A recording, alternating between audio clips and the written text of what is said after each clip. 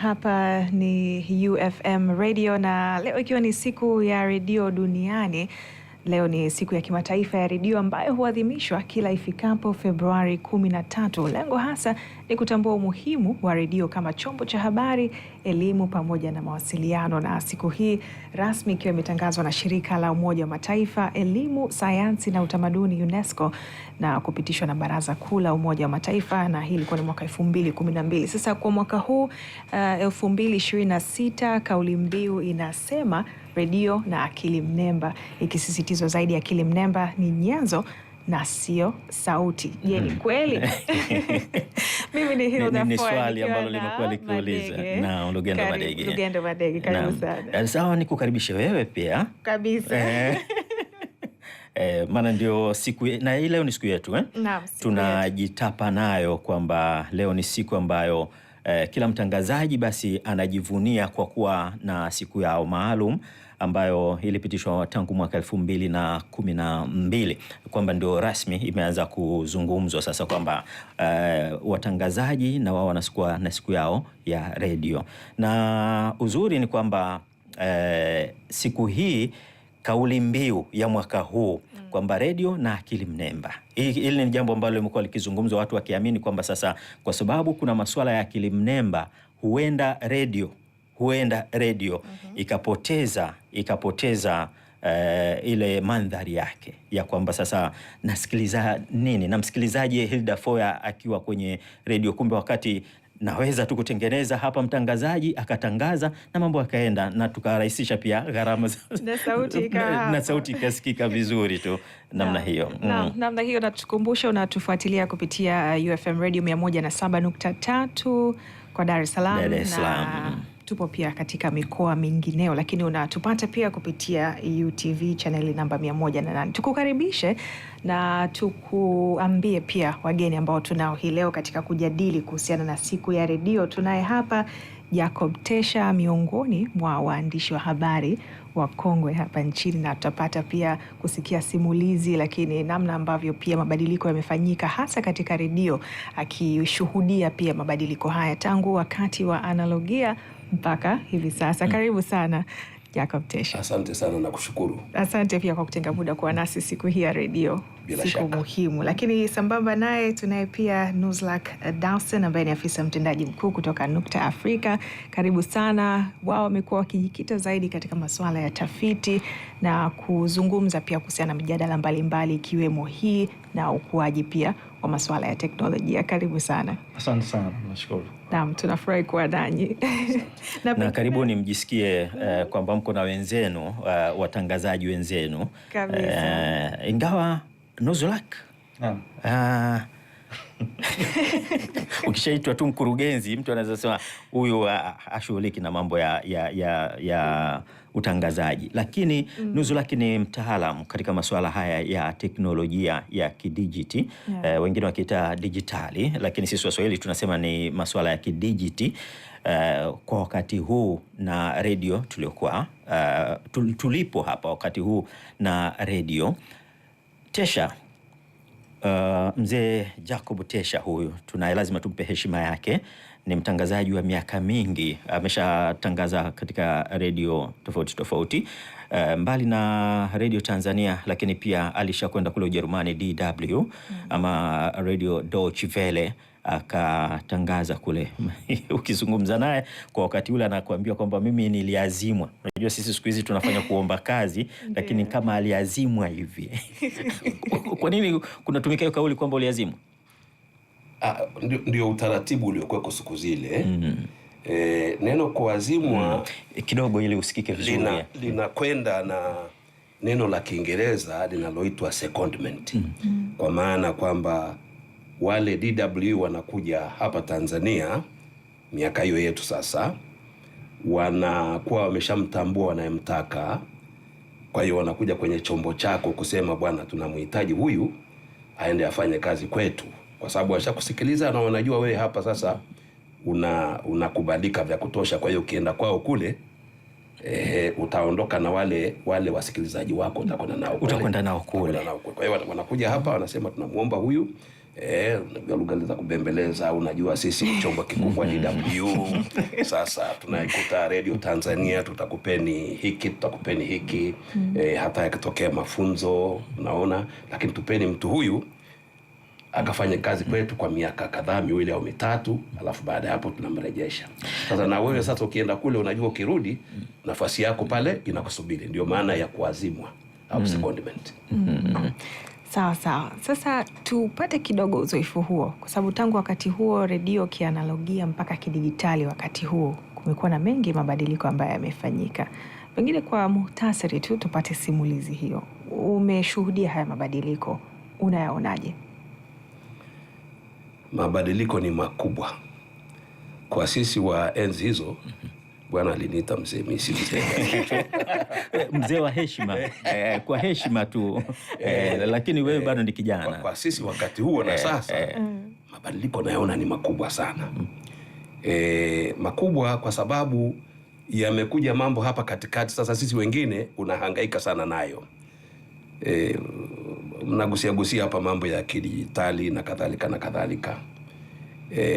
Sasa sisi hata hizi simu za kileo hizi, unayo simu nzuri sana, wakati mwingine unakuta wewe sana ni kupeleka message, kupeleka ujumbe, na kupiga simu, lakini kuna vikorombozo hapo ndani vingi sana kwenye simu yako. Sasa watu kama sisi wa analojia, tunajiita wazee wa analojia, tunapata shida kidogo unapokuja sasa kwenye mambo haya. Sasa niseme hapo nyuma, utangazaji ulikuwa kwa njia ya analojia, ikaja miaka ya karibuni ndio tukaingia kidijitali. Sasa tunakumbana na hizo changamoto za kidijitali. Sasa tofauti yake ya huko na sasa, huku sasa ndio kuna changamoto nyingi. Vijana sasa wana elimu nzuri zaidi ukimlinganisha mtangazaji wa enzi zetu. Elimu ilikuwa sio kubwa sana, kwa sababu kwanza hata vyuo vyenyewe vilikuwa havipo. Vyuo vya uandishi wa habari, vyuo vya utangazaji vilikuwa havipo. Hata degree hizo za uandishi wa habari hamna. Nakumbuka miaka hiyo ya juzi tu hapa, miaka ya 80 mwishoni hapa, ndio kikaanzishwa chuo cha kwanza cha uandishi wa habari cha serikali, kikiitwa Tanzania School of Journalism, TSJ. Kilikuwa Sharif Shamba pale. Na mimi nimewahi kufundisha hapo pia. Wakati huo kinatoa vyeti na diploma, ndio mnaita stashahada, si ndio? Ulifundisha na wewe ulikuwa umesomea wapi? Mimi sasa nilikwenda uzoefu. Mimi sasa ndio chuo cha kwanza. Hapo katikati sasa nishakwenda sehemu mbalimbali kwa mafunzo. Nina vyeti hivyo vya certificates, diplomas, sehemu mbalimbali. Ndio kozi mbalimbali, lakini nikapata bahati pia. Nikaenda chuo kikuu cha Dar es Salaam miaka hii ya karibuni ya uzee. Kuna program moja. Umekubali sasa ni mzee. Kwa hiyo nikapiga pale. Sasa wakati huo kulikuwa hakuna masomo ya uandishi wa habari wala utangazaji pale chuo kikuu cha Dar es Salaam. Kwa hiyo nikatafuta kozi ambayo inakaribiana na hapo, ili na mimi niangalau nipate hata degree moja. Unajua huko zamani ilikuwa vyuo vikuu kimoja tu, na hapo mnagombea watu chungu nzima. Kupata nafasi pale ilikuwa shida. Kwa hiyo nikachukua kozi moja wanaita utawala na uhusiano wa kimataifa, Public Administration and International Relations. Sasa hiyo nikiongeza na zile diploma zangu za mambo mbalimbali, nimewahi pia kusoma chuo cha Cairo, Misri, kinachohusu mambo ya broadcasting, mambo ya utangazaji, sehemu mbalimbali. Sasa nikijumlisha hayo, sasa nikaonekana naweza kwenda TSJ Sharif Shamba, nikawasaidia nao wale wanafunzi wale. Na wanafunzi wangu wa siku hizo ndio hawa kina Majura kwa wanafunzi wangu. Kina nani huyu mwingine, Komba.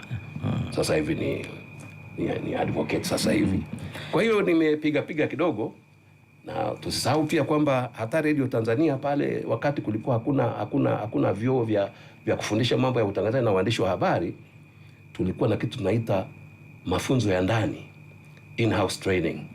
Kwa hiyo wanachukuliwa wale watangazaji wa siku nyingi kidogo, wanawachukua hao wageni waliokuja, wanakalisha kitako kwamba studio ni hivi, unatakiwa ukae hivi, kuna vitu vinaitwa microphone ziko za aina, hii inatumika hapa, ujue unazungumza na nani, ujiandae, uandike script na kadhalika na kadhalika. Ila siku hizi sasa ndio mimi nimekaa na nyinyi hapa, script zenu sizioni. Script ziko kwenye teknolojia, kwenye kompyuta. Nyinyi za kwenu zilikuwa ziko kwenye makaratasi. Tukurudishe sasa hapo nyuma. Umetuelezea vizuri hapo, lakini thamani ya redio kwa wakati wenu ilikuwaje? Thamani ya redio, naam, ndio thamani ya utangazaji, na ndio siku inayoadhimishwa leo duniani kote. Nimesema hivyo kwa sababu redio katika nchi hii, na mimi nikurudishe tu kwenye matukio mawili ambayo utaona thamani na umuhimu wa redio au utangazaji kwa jumla. Tuanze na tukio la mwaka 1967 kwa Tanzania. Hapo tunashuhudia kuzaliwa kwa Azimio la Arusha. Yaani lile azimio lilivyopokelewa na kila mwananchi na nchi nzima, maandamano kila mahali. Kazi kubwa ilifanyika kutumia Radio Tanzania Dar es Salaam siku hizo kwa uhamasishaji. Lile joto likatapakaa nchi nzima, ikawa watu wote wanazungumza na kuimba juu ya Azimio la Arusha, na limefanikiwa. Ukiacha haya yaliyotokea hapo katikati na mkutano wa Zanzibar na kwingineko, lakini kijumla sisi wengine tunaona kwamba Azimio limefanikiwa sana, hasa kuleta ile umoja, watu kuipenda nchi yao. Azimio limefanikiwa. Aspect ya pili au tukio la pili ambalo linakuonyesha umuhimu wa redio na utangazaji kwa jumla na ambayo sasa inafanya tuadhimishe siku hii ya leo ni hapa katikati, tulipopata matatizo na wenzetu wa Uganda. Kulikuwa na kiongozi kule anaitwa Idi Amin, wengine wanapenda kumuita Nduli Idi Amin. Sasa ikatokea amevamia eneo letu la Kagera miaka ya mwishoni mwa 70. Akawa amekamata maeneo kule. Sasa uongozi hapa ukasema sasa tumevamiwa, kazi tuliokuwa nayo ni moja, kumtoa huyo Nduli.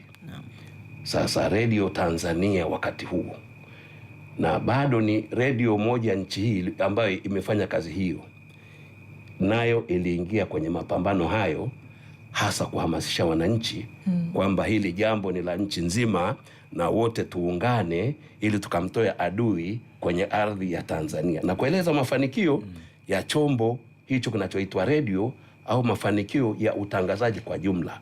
Kwa hiyo tunaweza tukasema kwamba maendeleo yoyote yale, nakumbuka campaign kama za mtu ni afya, siasa ni kilimo na kadhalika zimefanikiwa kwa sababu ya mchango mkubwa ya redio na utangazaji kwa jumla. Naam, tutarejea kwako hapo. Sasa kwa muktadha wa sasa ambao wasiwasi huko katika teknolojia hii kukua zaidi, akili unde tunazungumzia hilo. Akili unde ama mnemba, wakati mwingine wanasema hivyo, ni kitu gani hasa, na kwa muktadha wa vyombo vya habari hususan redio inafanyaje kazi? Okay, shukrani. Pia nimtoe hofu Rugendo, pamoja na majukumu mengine ya teknolojia, mimi ni mwandishi wa habari kabisa. Kwa hiyo nafahamu, na umekuwa ukifanya mafunzo pia ya uandishi wa habari, nikiwemo mwanafunzi wako. Na mwanafunzi wako huyo hapa, nilikuwa nahisi kwamba asingekuuliza swali, maana ukiwa na mwalimu mbele yako wakati mwingine unaogopa kumuuliza swali. Sasa kwenda moja kwa moja kwenye kuhusu akili unde. Unajua miaka kinamzetesha teknolojia kidogo ilikuwa ndo inakuwa inako chini, lakini saizi mambo yamebadilika. Akili unde ni matokeo ya teknolojia ambayo imewezeshwa kuwa na uwezo unaojaribu kuakisi ule uwezo wa kibinadamu. Not moja kwa moja, lakini ni inaiga au inaimitate uwezo wa kibinadamu kwa kutumia teknolojia. Sasa sio kwamba imekuwa mpya, maana wengi tumeanza kuona baada labda ChatGPT tumeita mass production, lakini imekuwepo hata kwenye vyombo vya habari. Nadhani mara ya kwanza mimi kuanza kujihusisha na akili unde nadhani ni zaidi ya miaka 10 iliyopita. Ila sehemu kubwa ilikuwa tunaita inatumika kwenye backend, hasa kwenye mifumo kama ya tovuti ama kwenye programming, kwenye hizi software ambazo tunatumia kwenye kuongoza matangazo, vitu kama hivyo. Lakini sasa kitendo cha kuiwezesha kuwa na data nyingi ambazo zinaweza kufundisha hizi mashine hadi kufikia uwezo wa kuwa na tunaita generative AI ambayo inaweza kufanya vitu vingi na ikaingia kwa umma, tofauti na ile zamani labda newsroom moja hivyo ilikuwa na hivyo. Ndio imefanya sasa kila mtu aanze kuwa mambo yameanza kuwa mambo, kwa sababu kuna vitu vingi vinafanyika tulikuwa hatujaiwaza kama vingefanyika. Kwa hiyo tunaona saizi kwa mfano toka muktadha wa huku kwetu ni kwamba akili unde inaanza kufanya kazi kuanzia kwenye ukusanyaji wa habari, uchakataji wa habari, usambazaji wa habari. Kwa ukiangalia ule mnyororo wote wa thamani wa uzalishaji wa habari, akili unde inafanya kazi hivyo saizi kwenye newsroom. Lakini sio tu kwa sababu ndani ya bila ya mtu kujua kwamba hapa natumia akili unde ama akili mnemba. Okay, kuna nyakati mbili. Wakati wa kwanza ni ambao wewe unajua. Mfano okay, tuseme kwenye uzalishaji wa habari, au sio? Kwa kupitia akili unde saizi anaweza akawa anaongea Mzetesha hapa, au sio? Hilda yuko hapo. Zamani Mzetesha angekuwa na notebook, ameuliza kwa nini hamna script, kwanza anawashangaa. Nilijua atasema mzee mwisho Chalinze, naona hii teknolojia imemwingia kidogo kwamba tunaweza tukawa saizi hapa tunazungumza Hilda akatumia akili unde hata tu ambazo ni tunaita open source kama Google Doc, akaingiza akachagua voice typing, yani inasikiliza sauti alafu inaandika kile ambacho tunazungumza. Na kwa uwezo ambao sasa umekuwa mkubwa, sababu wamechukua data nyingi, wamefundisha hizi mashine hadi Kiswahili cha Tanzania. Unaweza kuchagua kabisa Kiswahili cha Tanzania, Kiswahili cha Kenya, alafu kaiambia sasa sikiliza niandikie yanayoonga. Kwa hiyo hili anaweza katusikiliza hapa hadi tunamaliza, baadaye anachukua zile notes alafu anaangalia, anaweza kaambia pale hebu niambie ni story gani kubwa hapa, habari gani kubwa itagusa wananchi kwa haya yaliyojadiliwa leo. Ikamaliza. Kwa maana ile ni kwanza ni kukusanya habari, tayari hiyo shughuli imeisha. Zamani ilikuwa kwamba kama unatusikiliza itabidi uende ukasikilize upya, uanze kuandika neno kwa neno. Unaweza kutumia hadi saa 2, kwa mfano kipindi cha saa 1 kuna wakati unarudia tayari muda umeenda. Lakini hivyo vitu vyote vimeweza kukatwa. Kwenye uchakataji umegusia kwamba unaweza kujua usijue.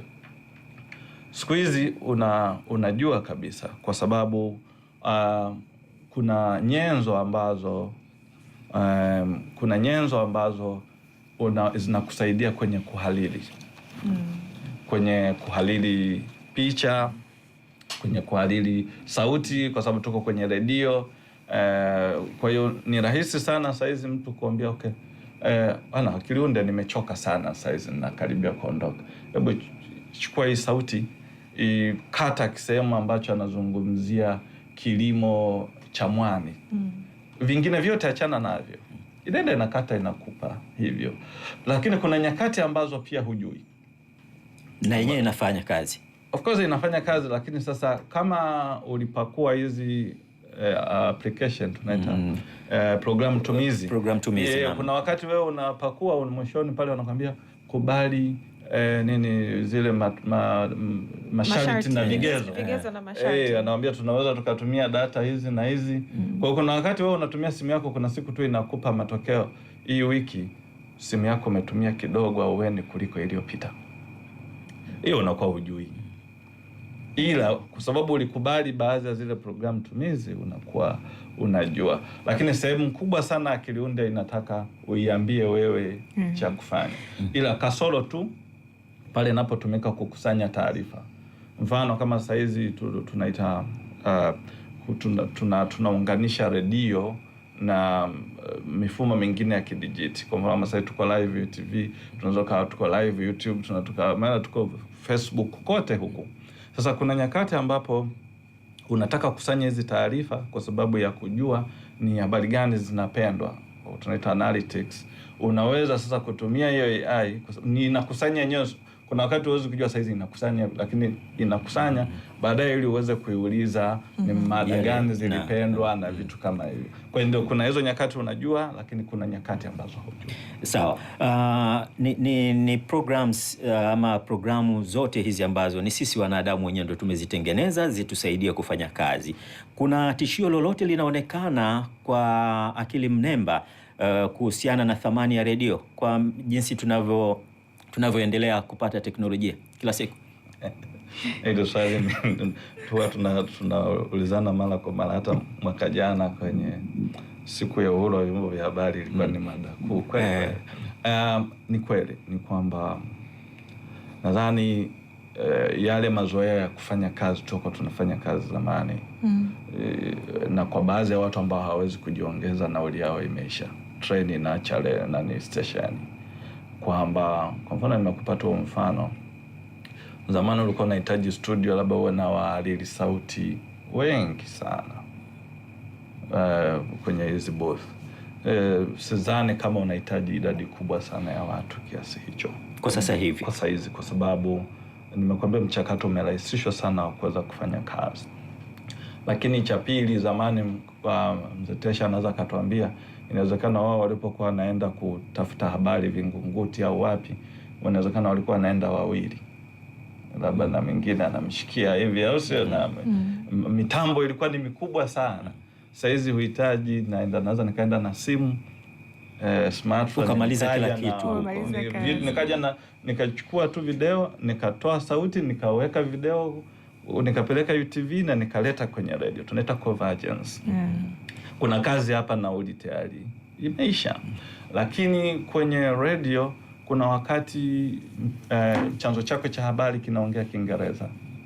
Zamani tulikuwa tunatakiwa akae mtu asikilize yale maneno amesema, afanye transcription. Nimeshakwambia kuna akiliunde inaweza kuchukua hiyo sauti na ukaiambia nibadilishie kutoka Kiswahili kwenda labda kutoka Kiingereza kuja Kiswahili. Maana kinachokuwa kimebaki hapa ni voice over tu, kuongezea sauti juu ya maneno ya yule mzungu amesema. Lakini pia kuna nyenzo saizi unaweza pia ukaiambia kabisa, ukishamaliza tafsiri kutoka kwenye Kiingereza kuja Kiswahili, naomba uweke sauti ya mwanamke anayefanana na Hilda.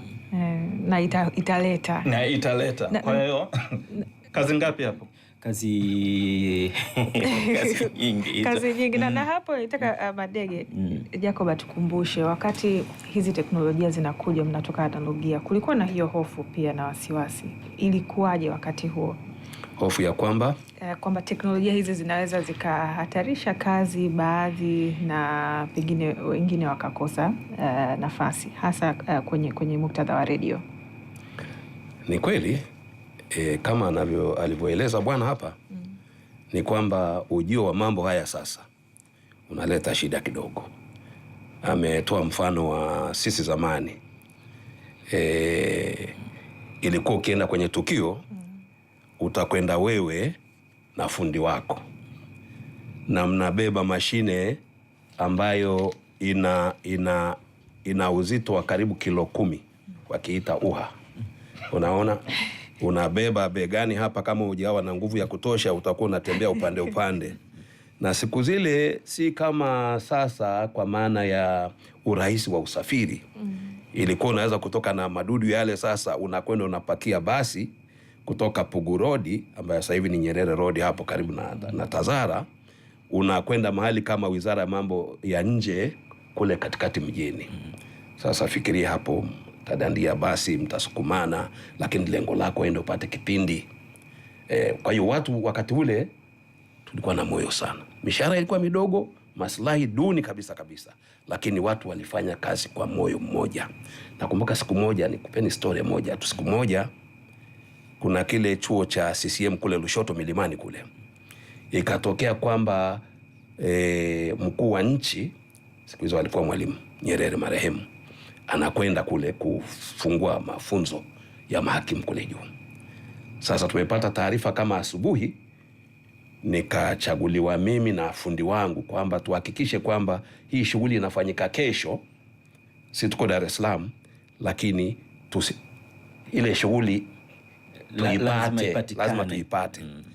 Kwa hiyo tukaondoka hapa, wakati ule mabasi yanaondokea Mnazi Mmoja pale, tukachukua mabasi ya kawaida, hatukupata basi la Lushoto la moja kwa moja. Kwa hiyo tukaenda mpaka Korogwe.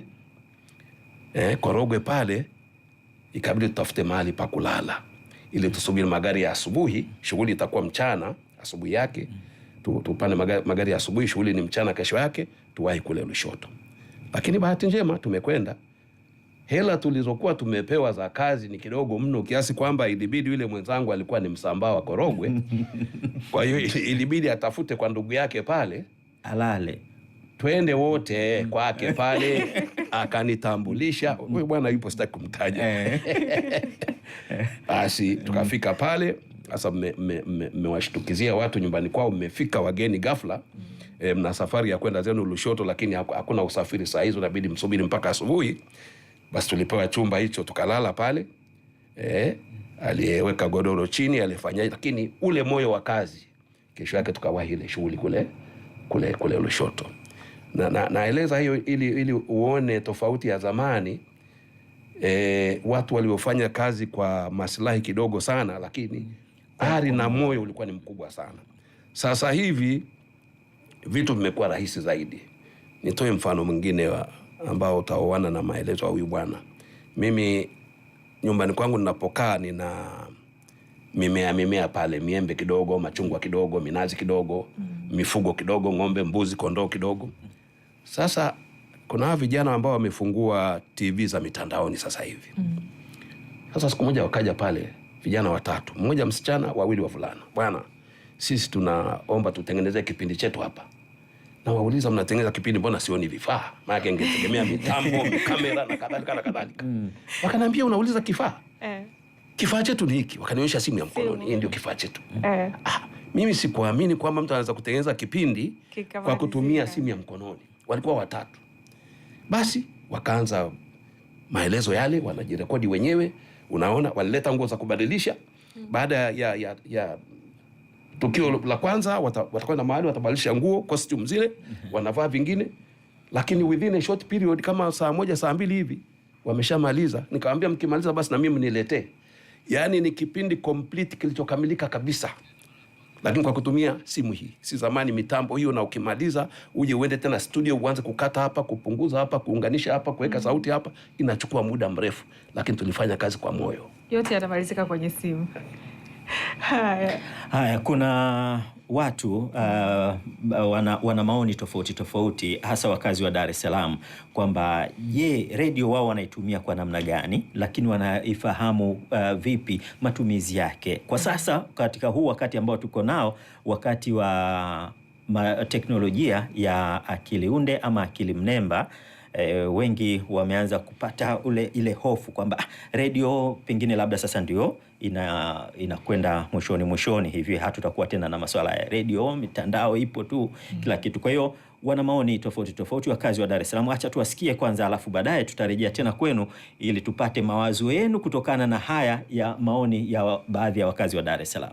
Kwa jina naitwa Yusuf Dongo, kazi wa Gongo la Mboto. Mimi napenda kusikiliza redio baadhi ya vipindi kama michezo, taarifa ya habari na muziki ya kale. Kwa majina naitwa Fatima Ibrahim. Mimi ni mkazi wa Kimara. Hapana, mara chache sana itokee kwa emergency, lakini sio kama kukaa na dhamiria kabisa nasikiliza redio, hapana. Kutokana na sababu za kimtandao, utandawazi sasa hivi simu tunazomiliki hazimiliki redio. Kwa unakuta mara nyingi sana mtu unakesha kwenye mitandao mingine, Instagram, Facebook, Twitter, TikTok. Kwa unajikuta ule muda wa kukaa chini kusikiliza redio unakosa. Labda itokee umepanda daladala, ukute kwenye daladala kuna redio, sasa ndio utasikiliza. Naitwa Abdalla Hassan, nasoma chuo cha diplomasia na napenda sana kusikiliza redio. Sasa hususan mimi ni mtu wa michezo, kwa hiyo napenda sana kusikiliza michezo, hasa vipindi vya michezo vya asubuhi kupitia simu yangu ya mkononi na pamoja redio. Kwa majina naitwa Mwanaisha Kombo, natokea Ilala. Pana mimi sana ni mpenzi kwenye simu. Redio natumia labda kuweka memory card, kusikiliza nyimbo zangu au nyimbo zangu za kwenye simu naunganisha na Bluetooth. Naitwa Joseph Michael, natokea Mbezi. Ndio nasikiliza redio. Kwenye redio napenda kusikiliza kipindi cha michezo, taarifa habari, ndio vitu ninavyovutiwa zaidi. Naitwa Rashda Dadi, natokea Kimara. Mimi ni msikilizaji wa redio. Napendelea kusikiliza taarifa ya habari, mipasho, vipindi vya taarabu, mambo ya pwani. Kusikiliza redio, cha kwanza inatuelimisha, inatuburudisha. Kuna vipindi vingine ukisikiliza unapata elimu ya kutosha, kana na mazingira na taarifa mbalimbali za habari tunazipata kwa kusikiliza redio. Kwa mfano, kuna ule utabiri wa hali ya hewa, kwa kujulisha kwamba kesho kutakuwa kuna hali fulani ya hewa, labda jua au mvua. Mimi ninapenda kusikiliza redio ya UFM kupata habari kwa uhakika na michezo, habari. Kweli nafurahia sana kusikiliza habari na kupata habari zote za kimataifa zinazohusu nchi yangu. Basi ndivyo. Naitwa Tatuali, ni mkazi wa Msongola. Mimi kwa faida ninayoona kwenye redio, kusikiliza taarifa ya habari, vipindi vya watoto, michezo na taarabu pia napenda. Yaani manufaa nayapata ndo haya kusikiliza redio. Ina maana kwamba kama kuna sehemu fulani imetokea mafuriko, yaani mimi napata manufaa, naelewa. Na nufaika na redio kwa ajili ya kupata matangazo, burudani na taarifa mbalimbali. Manufaa tunayopata kupata habari, update mpya ambazo zinazokuwa zinatufikia kila siku, kwa sababu sio rahisi pia kufahamu vitu vilivyokuwa kule, lakini kupitia maredio tunajifunza vingi na tunanufaika na vitu vingi sana. Na hao ni baadhi ya wakazi wa Dar es Salaam wakitoa maoni yao kuhusiana na redio na jinsi ambavyo wanaitumia. Hilda, umewasikia hao wakazi wa Dar es Salaam, kila mmoja ana maoni tofauti tofauti. Jacob Tesha pamoja na Nuzulak, mmewasikia hao. Naam, mmesikia kila mmoja anatoa maoni tofauti, lakini kuna wakuzingatiwa hapa. Kuna baadhi ya simu za kisasa hazina mfumo wa kuwa na redio. Na sasa ndio hicho ambacho wasukuma watu wakasema kwamba huenda redio ikakosa ikapotea kwa sababu ya hii teknolojia ya akili mnemba, jumlisha vifaa vya kisasa vinavyotengenezwa vinaacha kuweka matumizi ya redio.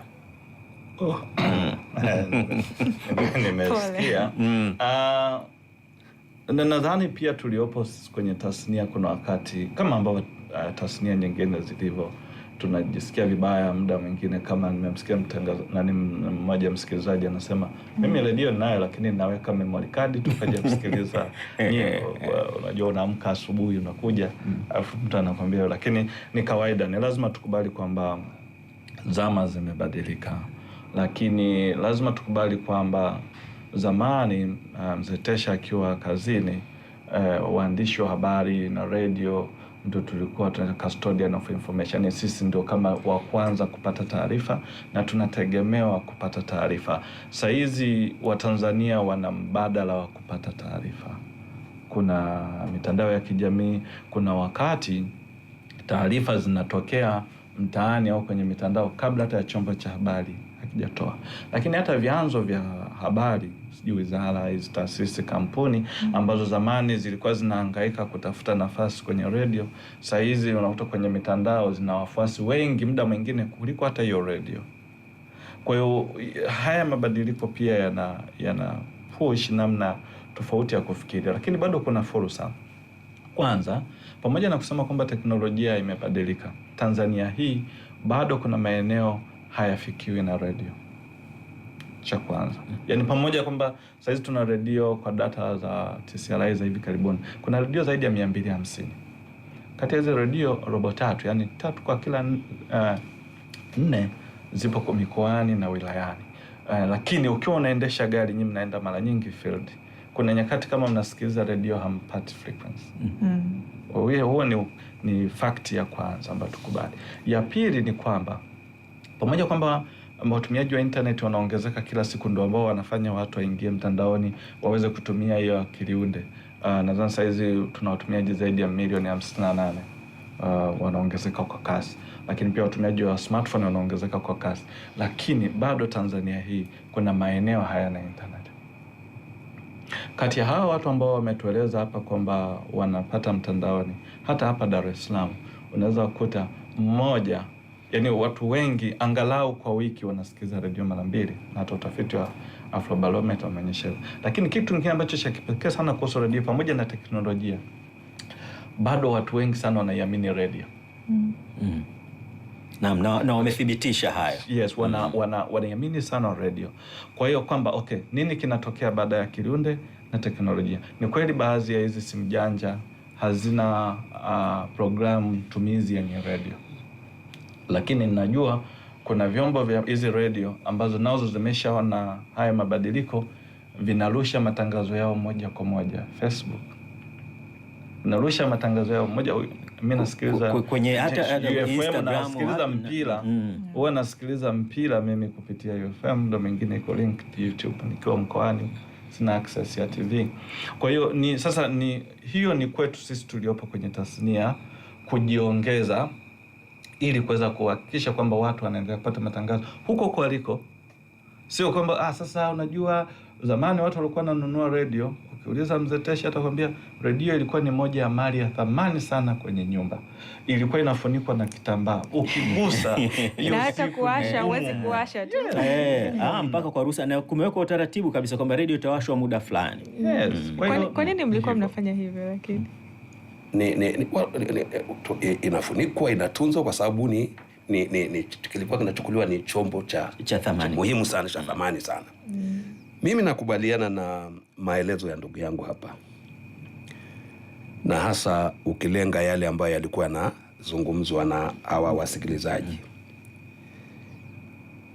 Mimi kwa maoni yangu na hapa naye amesisitiza kwamba bado radio ina nafasi yake. Nafikiri sasa hivi kama walivyolalamika au walivyoonyesha wale wachangiaji wasikilizaji, ni kweli kuna kuondoka kwenye radio sasa hivi na kuingia sana mitandaoni. Ziko sababu zake. Sababu mimi naiona kubwa ni vipindi vyetu, maudhui yetu sasa hivi kwenye radio hayavutii. Unakuta vipindi vinaandaliwa, haviandaliwi vizuri. Kwa hiyo umwambie mtu akae nusu saa au robo saa na kusikiliza wakati kipindi chako sio kizuri, hana muda huo, atakwenda kutafuta mahali ambapo anapata maudhui au matangazo mazuri zaidi, kipindi kizuri zaidi. Kwa hivyo vipindi vyetu sio vizuri. Kwa nini vipindi vyetu sio vizuri? Hatufanyi maandalizi ya kutosha. Tunakurupuka tu na kwenda studio, hujajiandaa. Kwa mfano sisi zamani kipindi chako cha wiki ya kesho unakiandaa sasa. Na unamridhisha producer wako, msimamizi wako, kwamba mimi material yangu, mambo nitakayotumia kwenye kipindi changu wiki ijayo, siku kama ya leo, ni pamoja na haya na yako hapa nimeshayaandaa.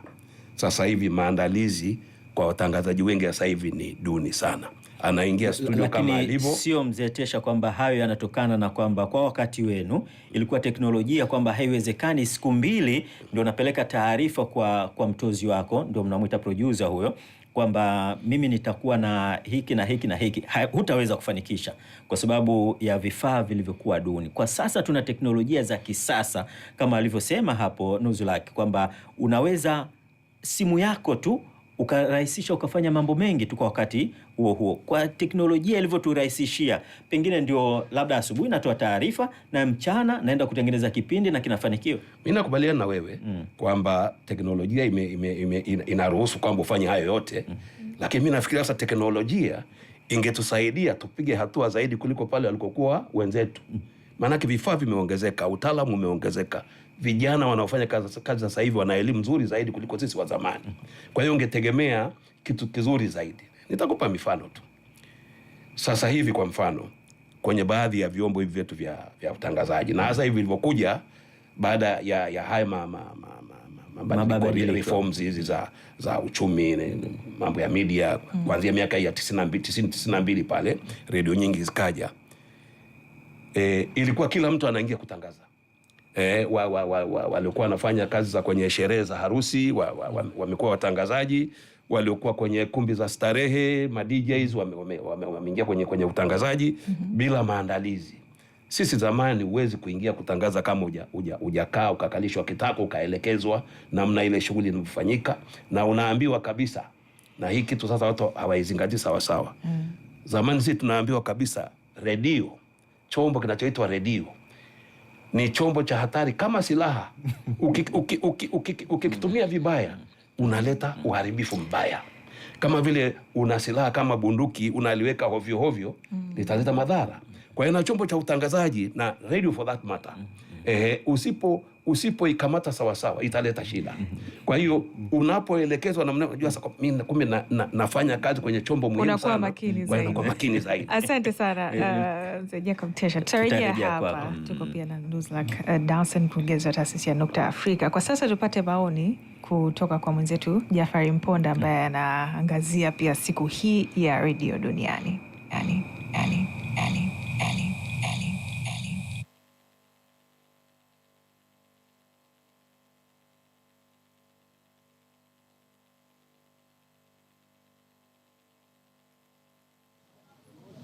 Naam, asante sana wenzangu. Studio ni barabara ya King Paris, Keko Magurumbasi hapa Dar es Salaam ndipo tulipo. Na kwa muktadha wa siku ya leo, siku ya redio duniani, tunazungumza na wadau wa redio kwa maana ya kwamba wale wanaoisikiliza redio kwa ujumla. Brother, vipi? Safi. Jema sana. Wema tu baba. Naona kumekucha. Bila wasiwasi. Jina lako kwa ujumla? Khalid Suleiman Kawambwa. Naam, Khalid Suleiman Kawambwa. Sisi ni Waswahili na asubuhi kama hivi tunakuja kupata kahawa hapa na kubadilishana mawazo, maneno mawili matatu, si ndio? Karibu sana. Ndio. Basi uzuri sana, leo ni siku ya redio duniani. Wewe ni msikilizaji wa redio? Mimi ni msikilizaji wa redio. Msikilizaji wa redio. Ni kwa namna gani unapata faida kwa kusikiliza redio? Faida inapatikana sana tu. Tunapata elimu kupitia redio. Tunapata taarifa jinsi gani nchi inakwenda na mataifa na dunia kwa ujumla inapokwenda kupitia redio. Lakini pia kupitia redio tunapata burudani pia. Kwa vitu kama hivyo. Sasa kuna wepesi gani kwenye kusikiliza redio tofauti pengine na TV? Wepesi wa redio labda ukiona zaidi masuala ya gharama. Redio haina gharama kama ukiwa na TV. Redio cost yake kununua redio siku hizi yani gharama zaidi, gharama nafuu kuliko kwa TV. Kwa hiyo redio kwanza gharama yake ni ndogo, lakini pia redio inafika mbali kwa TV. Kwa sababu redio karibu Tanzania lazima unaipata, lakini kwa baadhi ya maeneo TV ndio changamoto.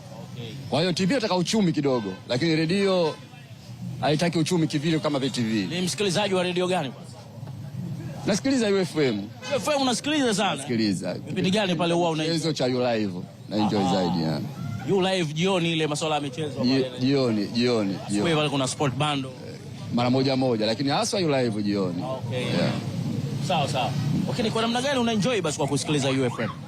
Kupata habari sasa za michezo, hasa za timu zetu, timu zinazopenda za ugaibuni Ulaya huko. Tunapata habari. Wenzetu lazisoma zaidi zile habari, wanatupia sisi, basi tunapata habari kujua mambo yanapokwenda. Asante sana.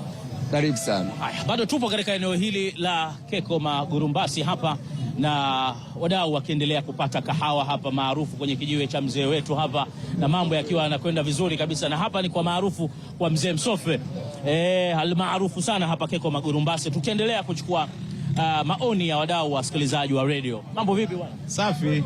Jina lako? Jina langu naitwa Kondo bin Shabani. Naam.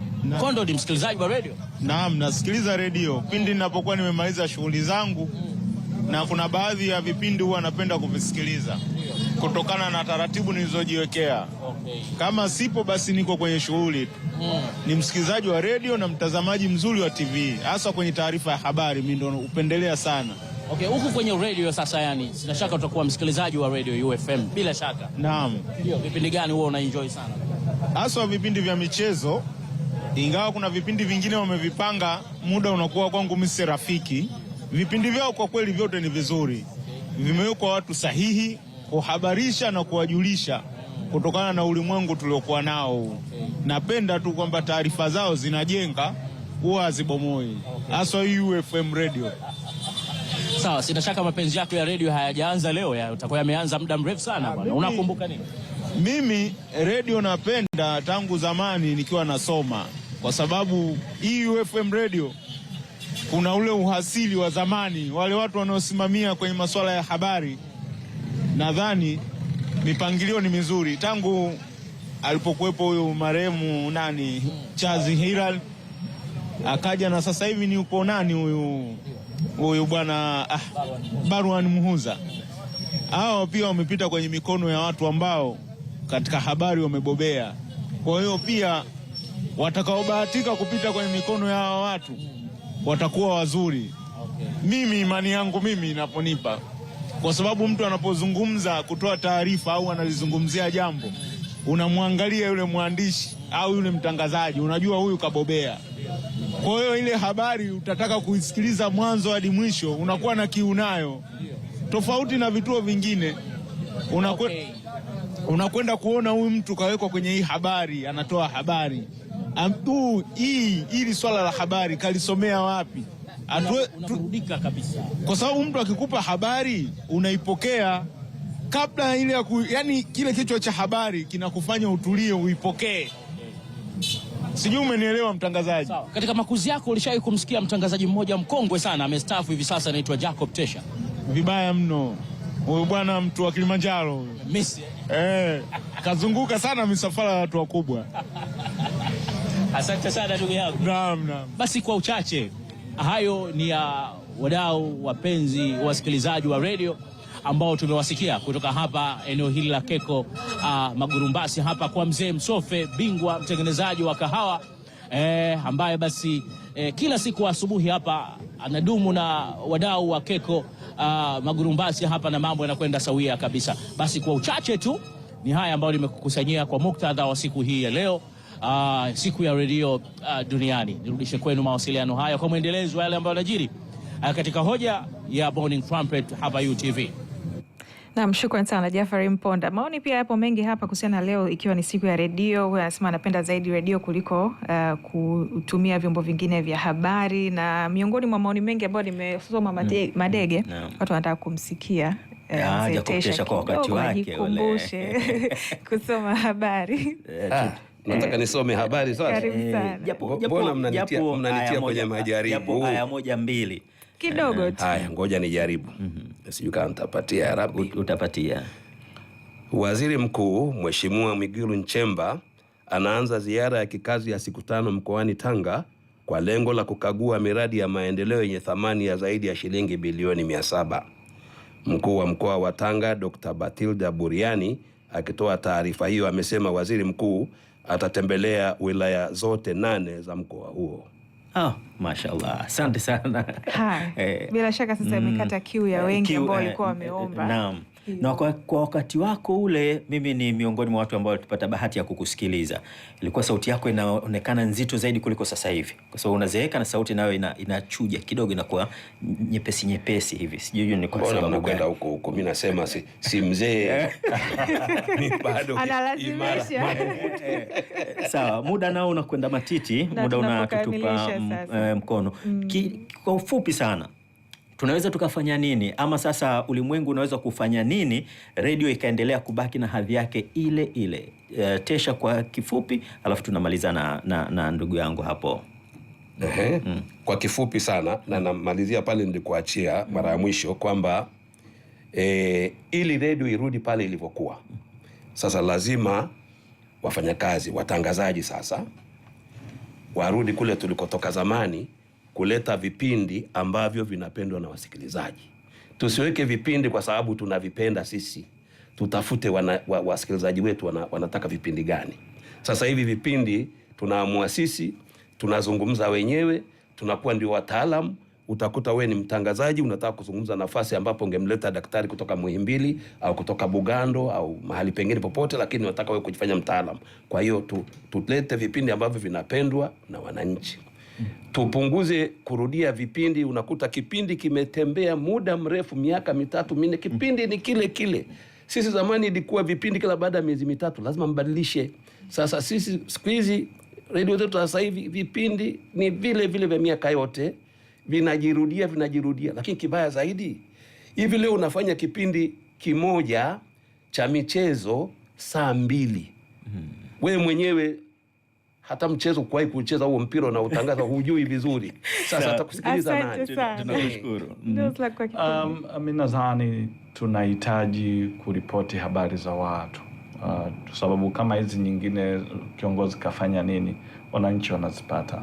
Lakini hata hiyo akiliunda haiwezi kutoa habari kama sisi hatujaingia mtaani kutafuta habari za watu, hasa habari za vijijini zinazogusa maisha ya watu. Lakini cha pili, waandishi wa habari tujiongeze kwenye mafunzo ili tuweze kuzalisha habari za kiuchambuzi zaidi, matumizi ya data, lakini kujaribu kuchakata zile habari ili kujibu hii inamaanisha nini kwa mwananchi wa kawaida. 3, vyombo vya habari pamoja na changamoto za kifedha tulizonazo, ni wakati wa kuwekeza kwenye teknolojia ili kuhakikisha kwamba hata watu ambao kwa sababu ya shughuli za kiuchumi hawapati muda wa kusikiliza redio, basi watusikilize hata wakiwa kwenye hizo daradara. Kwa naamini thamani ya redio itaendelea kubaki, lakini itakuwa inapatikana katika mfumo mwingine wa kidijitali. Asanteni sana kwa kuungana nasi, na tunashukuru pia kwako msikilizaji wa UFM. Endelea kufuatilia UFM na UTV. Endelea basi kufuatilia UTV, ikiwa ni siku ya redio. Tunakutakia heri ya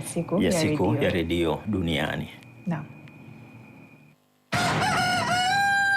Yaliyojiri asubuhi hii.